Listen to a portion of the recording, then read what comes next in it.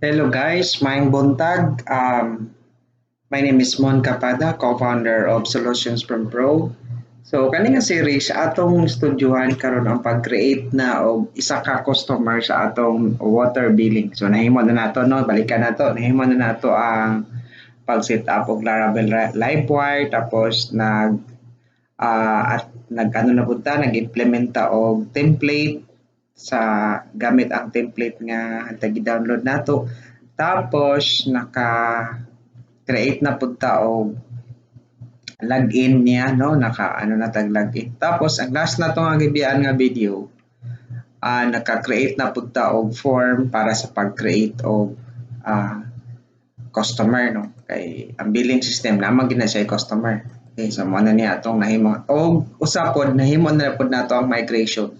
Nya naka-migrate na pud ta sa ato ang ano atong mga field sa table. So kung wala pa nimo ni kung wala pa nimo to naagian nga mga videos, baliki lang tong mga previous videos ay para ma-appreciate nimo ning next video nga atong buhaton karon.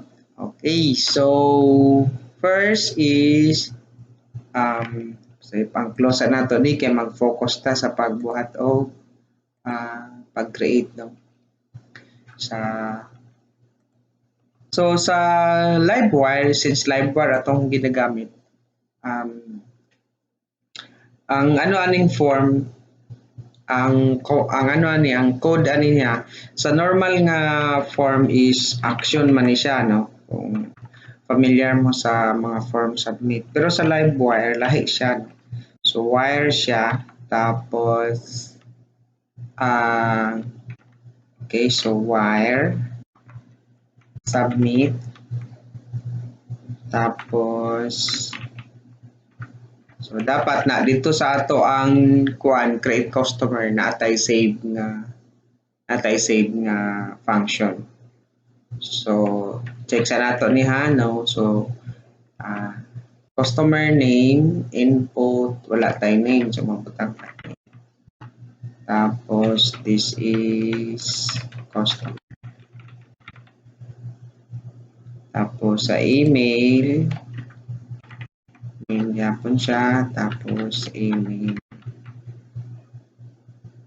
Then sa mobile, name, mobile. Okay, then save. Okay. So dito sa atong paghuman-ani niya, so nanatay ano no, murag kumbaga action mo ni ang action sa Livewire. So maadto na ta sa atong controller. I know di data magamit ti controller. Livewire data. Livewire tapos create customer. So sa create customer ina siya no. So mag-ano ta diri? Mag-declare ta diri. Kung unsa tong mga fields nga atong gipasagi kanini. So try na to no. So public dollar so to customer equals empty. Empty lang sa siya no. So public dollar email empty siya. And public dollar mobile. So inani ang pag-declare sa Livewire. Okay, so after magbuhat ta diri og function na public function save. So save no function. No. So i-try na to ha. I-try na to og squapo na sa baba ang start no. Sige para consistent. Sige, i-try na to kung tawag ba siya diri, mudagan ba siya diri. So dapat pag i-click na to tong submit mo ano siya diri, mo display siya og success. I-try na to siya. Okay, so mo login sa data no. So kay natay login. Manguha siya ta diri og user.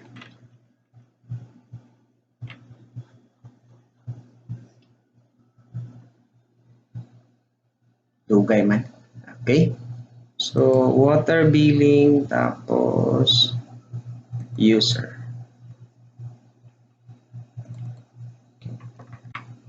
Kaya ako na po siya. Control A, C. So, asa na ito nag-modify ang login? Sige lang, pag yan na ito siya. Finalize na. Modify na ito ng laman. Pwede po na ito i-save na lang. Don't save.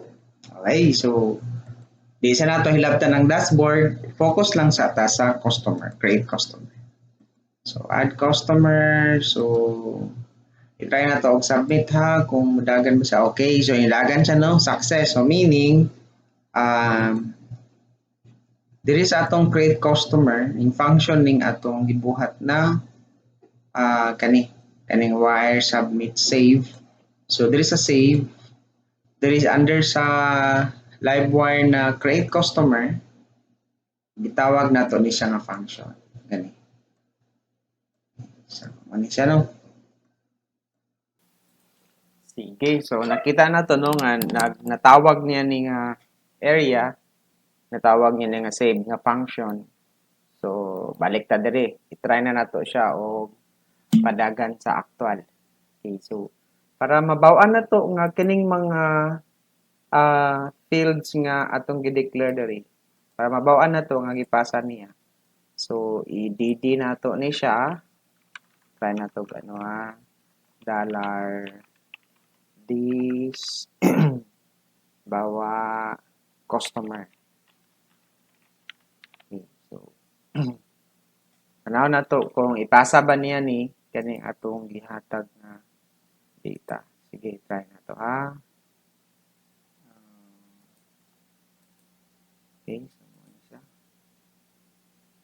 Okay, customer tapos for example, customer name, Kapada, email, gmail.com, submit. Okay? Okay, enter. Yeah, mali. So, ano ni siya? Number. Email, text. Okay. Number. Sure, maning ano. So, enter na to siya balik. Kapada. On at Gmail.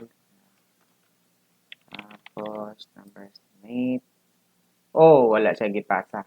Sige. Check na to ha. Wala siya gipasa na data. So, wala siya okay. Dapat all. So, yeah. Display niya tanan. Display niya na tanan dapat. Sige. Ulit na po tanong. Kapada, muna. Gmail. Submit. Okay. So, gisubmit niya, no? Customer email mobile. Oh. Empty. Oh, empty siya. So, dapat, dili siya empty. Dapat na siya laman. Okay. So, check na to ulit, no? Ang code nga nung wala siya ipasa. Okay. So, mo lang gini nasanay ta sa dating. Dili kani siya nga technique is mo ni siya ang original. I mean, dating nga mga. So, pag naka-live wire ta, dili siya pwede nga inato. So, butang ni wire sa colon tapos model equals. So, inani ang iyahang pag-declare customer. Nalimot ko inani din siya. Dili siya kani dati mo ni siya ang dating pag ano. So, live wire man natong gamit. So, kani dapat. Dili din niya mabasa di ay no. Okay. Sige. Try na to, no? Try na to siya. Mon Kapada gmail.com. Okay, submit. Okay, so nano siya laman. So muna ni, no? Muna laman. Gaya na, wala ni siya kanina. Okay, so meaning na ano na nato siya. Na sulod na nato ang so nakasulod ta, no? Kasulod ta ani nga. Okay, so morning siya nga function, no? Save na ano na display na nato ang ano. So ang sunod na tong buhaton is before na to siya i-save, before na to ano sa nato siya, ato siyang i-validate. So normal gina siya kay usahay pasig ka ng unsa na lang gina buhat sa atong user, no? So kailangan validated data. Validated is equal to $this validate the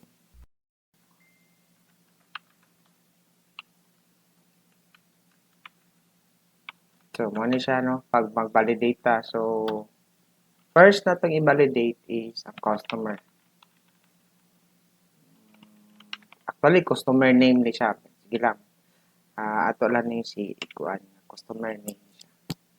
So required. Okay. Tapos siguro mag-max na tayo, no? Max 255. Okay, para ito manubra. So, sa email, okay, so, required, okay. Tapos, dapat unique siya. Then, mag-max po ta dali. Unique siya sa customer.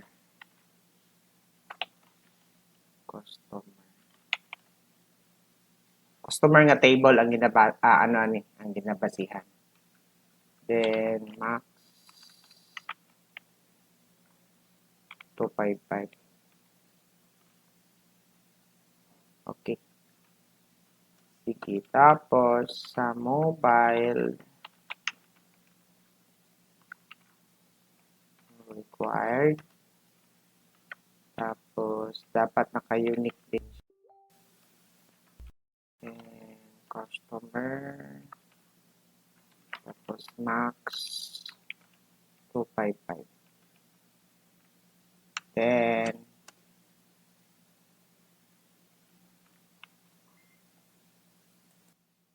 save na nato siya sa table na to, customer. Tapos, create and validated.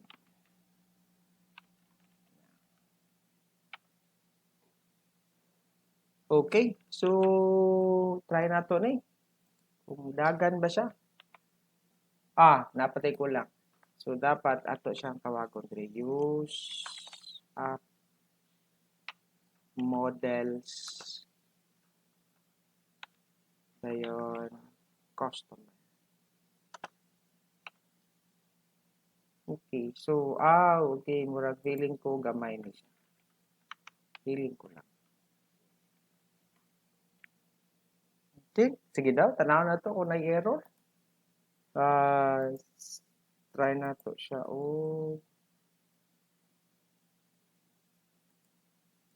Add customer. Sige. So, Moncapada email mo na email.com mobile 094 2088 271. Okay, submit. Wala nahitabo. Okay, so na siya error. So sabi niya, or view not found, water billing customer doesn't exist.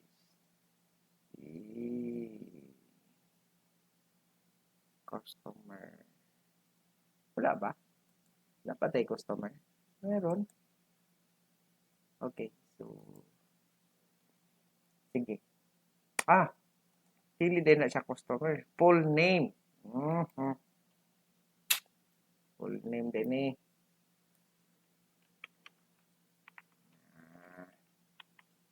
Buot ay tani. This is full name.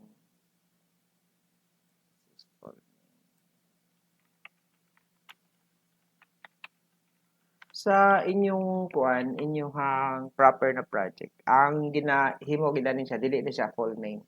First name, middle name, last name na siya.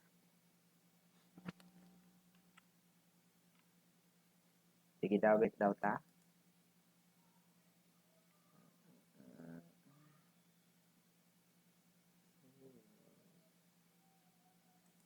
Sige, ulit na to, ulit.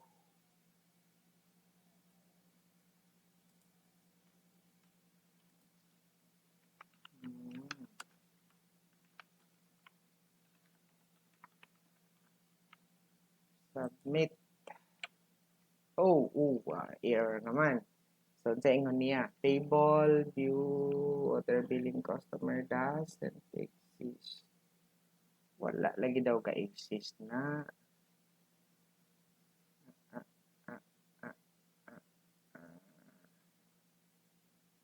Anong wala man siya ka-exist? Create customer save. Okay. Run migration. Water billing customer. Wala pa. Water billing. Tapos, okay. Basig ang i-env na to ang mali. Ano to ha? Water billing. Okay man. So, asa siya nagkamali. App models customer. Customer create.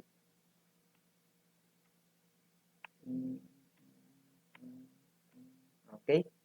So, medyo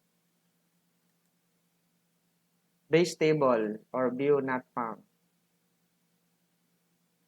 App models customer. Okay. Full name.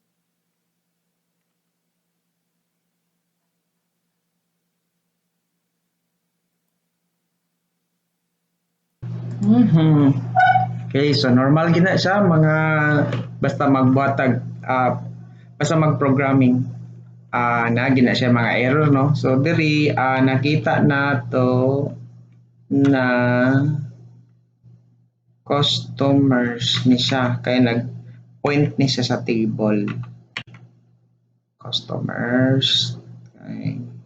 Automatic magud na sa sa Laravel pag magbuhat gani kag table imo iyan ang imong plural butangan niya nag-s limbawa may create model ka niya ang pangalan customer automatic dito na sa himo niya ng customers. Okay, tapos pag humana na diri sa atong customer nga model dapat pwede na tangan na to ginani diyaw na to niya para mas dali diyaw na to ni. Okay, so fillable na to si full name. Tapos si email dayon si mobile. Sige, tanaw na to kung mo function. Okay, so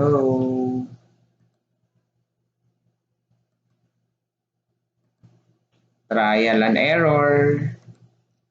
Huwag na siya basta mga copy-paste programming. Dili bitaw. Dito copy-paste to. Copy-copy lang. Okay, so wala nag-error? Saan hitabo? Wala man lang notification kung saan hitabo. Na-save siya. Okay, so wala lang siya yung notification, no? So butangan na to yung notification. Siguro dinhi para mabawaan na to nga na save notification lang ang kulang ani. Okay, so pwede na to siya i-reset to. This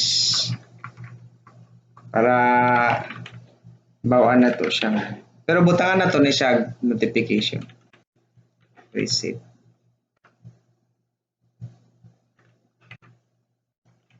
Sige daw. Try na to ha. Butang taglaing pangalan, no? So, si Juan de la Cruz. Juan.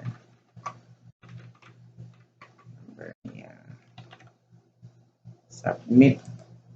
Okay? So, meaning, ning ano man siya, automatic man siya nag-reset, meaning na-save gito siya. I-check na to ha kung na-save ba gid siya. Nga bagid siya. Okay, so na siya, no?